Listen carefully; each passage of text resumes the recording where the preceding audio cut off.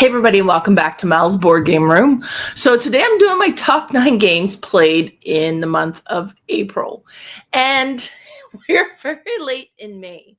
And what happened is I made my list and I kind of made all the lists that I played. And then I went through PubMeeple and did my top 9 and then kind of put that all together. And I was like, okay, great, I'm done. I forgot the small part of recording the video, and I was looking for it. I was like, where did it go? And I was like, nope, I never did it. It was a very busy month. I started a new project at work, and it's one of those projects that takes like a week and a half just to understand what you're doing.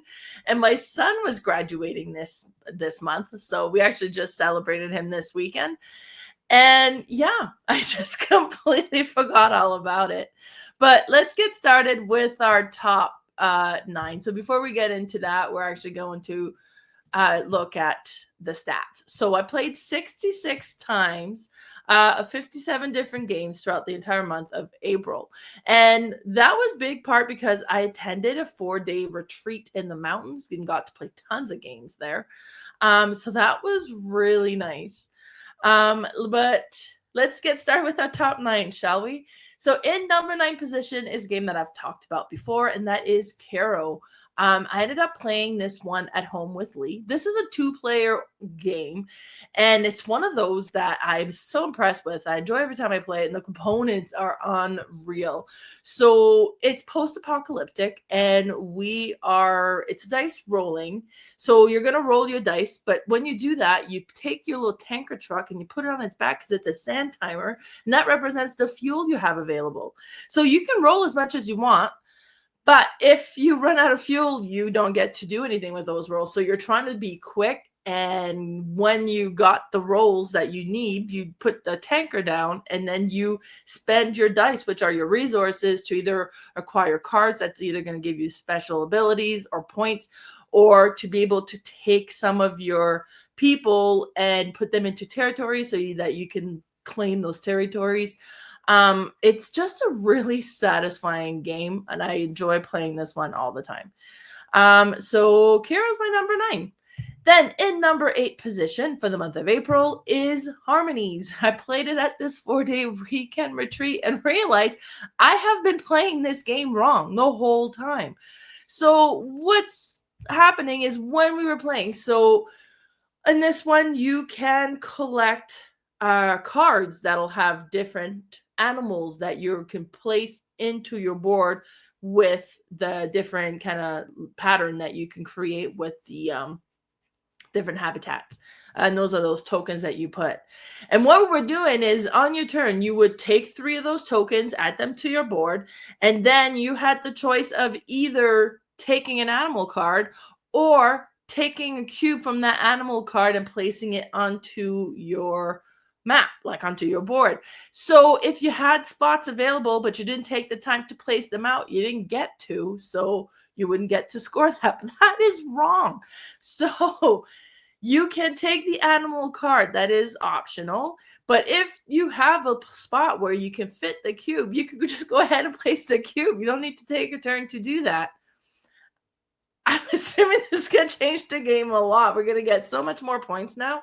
And it would be to the point where it's like, oh man, I really need to place these out. But so it was kind of making it very tight unnecessarily.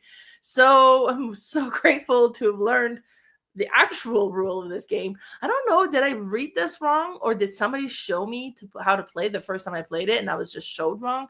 I'm not sure what happened here, but I'm very grateful that I now know the rules. And that's my number 8, Harmonies.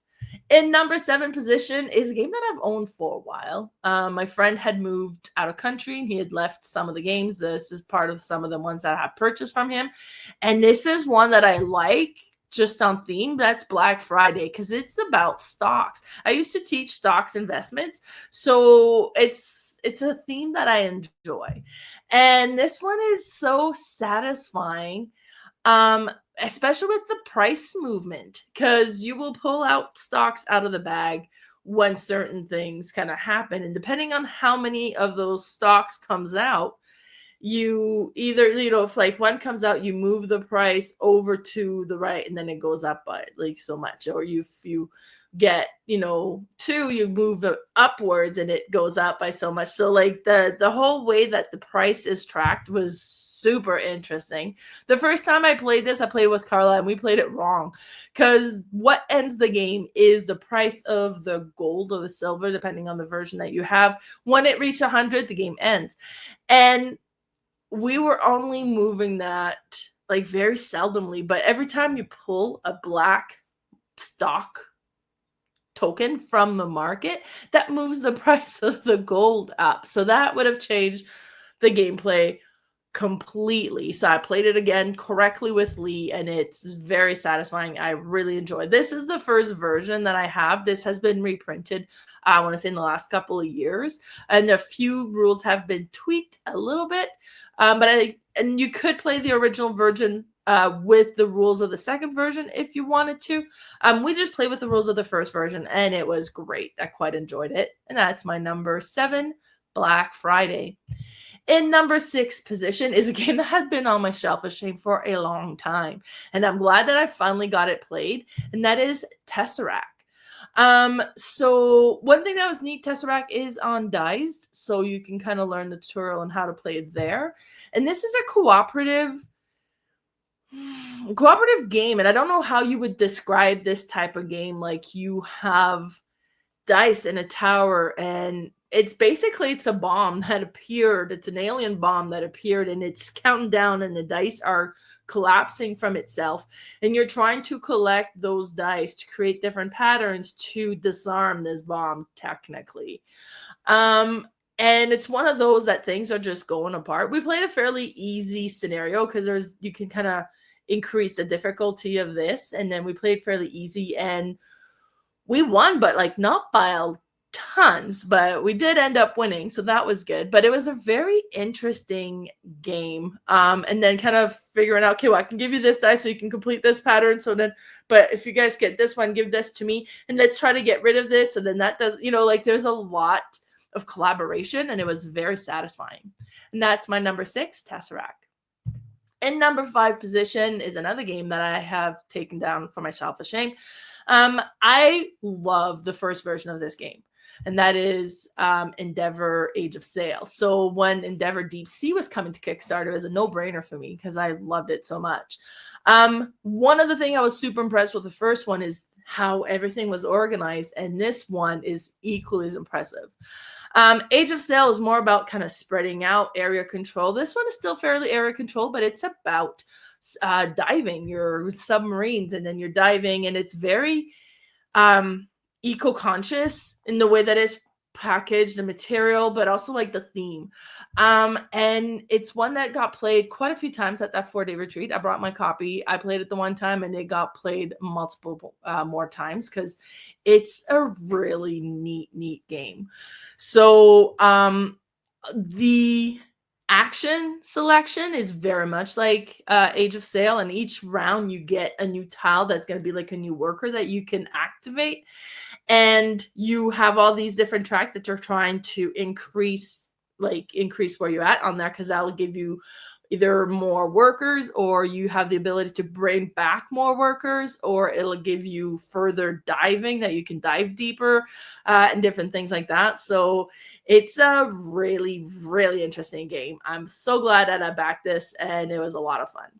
And this is another one that you can play multiple scenarios. We've played a fairly early one that a lot of stuff was giving us points, but there'll be different scenarios that you can play where I think points are a little bit more specific on what will grant you points. So that'll be interesting to try as well.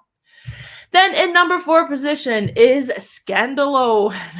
I've liked this one. This is a sequel to Awkward Guests, and this is a whodunit deduction game, and so rich in like the flavor is so interesting. With Awkward Guests, it's you're trying to solve a murder. With this one, there's a scandal among all of these I guess celebrities, and you're trying to figure out what's the scandal, whose celebrity is involved, who's printed it, and what paper was printing it. So you're trying to figure all of this out. Now, I think I like this one more than Awkward Guess. For some reason, the way that it works, the sheet that you have to kind of keep track of everything, I quite enjoy this one. Although theme-wise, probably Awkward Guess kind of is more exciting, but this theme with Scandaloh works so well, and it's so comical, and I very much enjoy it. There, let me show you what it looks like. So you have like the player board that shows you everything. You have your big map that you kind of, and you're crossing stuff off of you're kind of becoming aware of different clues and process of elimination, right? Like it was like, okay, well, now this is not here. So we know this is not the scandal because everything that could talk about the scandal, they got eliminated. So then that's not the scandal. It's like, oh, it's this scandal. So then it's either this person or this person. And I like the logic puzzle aspect of it. Scandaloh is a big hit for me, and that's my number 4. Then in number 3 position, this is a game that my friend Carla had talked about. She said, Melanie, you would love this. And I finally got to try it, and it's Anno 1800. And she was right. This is an amazing game. So this is definitely strong economic game. But what's really interesting with it is like it's all about creating goods and trading those goods to be able to create more goods. So Oh My Goods, if you've ever played that one, kind of has a very similar theme. And what's really cool is like some of the goods are more difficult to make, and you have your workers. It's like, okay, well, the green workers are like your weakest workers, and they'll kind of create, like they'll be like your farmers. They'll create kind of raw material. Then your blue workers will kind of turn those raw materials and turn them into kind of simple products. And then you have like your red workers that'll kind of make more complex products and stuff. But you can bring things into your board so that you can create different product or the same product utilizing a more active worker, that you can have a higher worker because you'll have more of those. And then so kind of gives you the ability to create more of it as well. And then you will have to trade with others because it'll be like, okay, so this particular good that I need requires for somebody to make wheels that goes on a ship, and I don't make wheels, and they're very hard to make. So, oh, but you make them, so I can trade them from you. And then because you're trading from them, you have to pay them. There's benefits of me making it, if I was me making it, because I'm making this unique good that people will require to utilize me for, and then they'll pay me. So it'll grant me resources or money or gold or whatever it is that they end up having to, and then they'll benefit from that for being able to do the good without them having to be able to create that good. Like the whole thing is so interesting. And because it interacts with everybody, like there's not a lot of downtime in this game. Like you're kind of involved all throughout. Quite enjoy that one. That was my number 3. In number 2 position is a new game that I acquired from Rio Grande Games, and that is Shipyard. Now, Shipyard 2nd edition. I haven't played the 1st edition, so but just the look of the board 2nd edition one was so interesting. Action selection, first of all, so neat. You take a tile that you're going to be activating. Well, you put your token on the tile, and then the last action you've taken gets reset. You remove the tile, move it to the back, and you push it in, and it turns a gear which keeps track of each round. And when that gear is done an entire round, then the round kind of go around, like then the round ends, and you kind of do different things before you start the next round. And this is all about building ships. So and what you're going to put on that ship. So, and how big that ship is going to be. There's a lot of planning into here. And then when the ship is built, you send it out in the canal to test. And then depending on how much different stuff is on the ship, how much it's going to score and where it's going to go along the canal, like may get bonus points.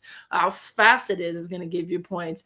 What's on it's going to give you point. What staff you have on it's going to give you point. Each ship needs to have a captain, but you can send extra staff on it. But if you're going to send extra staff, they need to have quarters for them to be able to sleep in. So you need to make sure that that's in there in order to be able to put them in there. It's a very neat, thinky game. I was super impressed with this one. Me and Carla played it, and it's just a really fun, amazing game. And that's my number 2, Shipyard. Then in number 1 position is another one that I've taught some more and I've played some more, and I'm still so impressed with this one, and it's so good. And that is Galactic Cruise. And this one is about creating these cruise adventures and inviting people to attend and kind of pre-selling tickets and then prepping so that you have interesting rooms for the guests to take part of when they're on your ship, or if you stop for different locations to go and attend. And did I mention all of this is happening in space? It's Galactic Space Cruise. So interesting. Now, first time you play, it's a bit of a long teach. It's not a super complicated game, and I'm saying that like there's a lot going on, but it all makes sense, right? So you can get blueprints for building your ship. You can use those blueprints to turn them over and create those rooms to add to your ship. You're going to make sure that you have enough quarters available for the guests who are attending your ship to be able to stay in. And you want to make sure that the rooms you've created is interesting to the guests who are attending. Then you want to pre-sell those tickets so that you can have like guests lined up to go on these trips.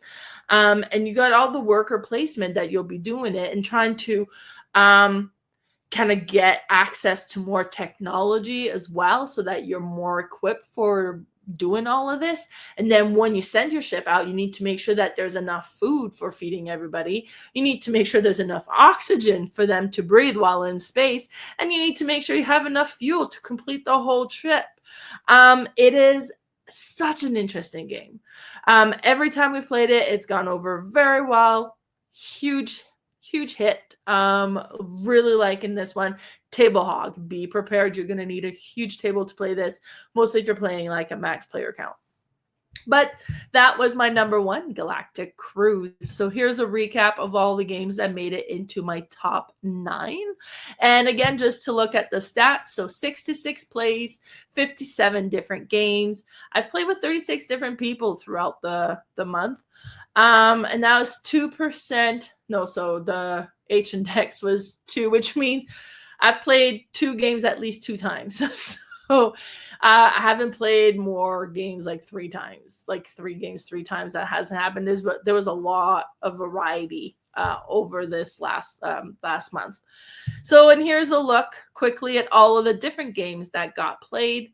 So many great games. It's hard to kind of pick just a few, but the ones that just kind of stood out the most for me anyways. But if you want to follow me on Facebook, my Facebook page is Mel's Board Game Room. I'm also on Instagram at Mel's_boardgame_room. I also do a podcast with my friend Carla called The Board Game Specialist. And of course, my YouTube channel, Mel's Board Game Room. Thanks so much for tuning in. Bye, everybody.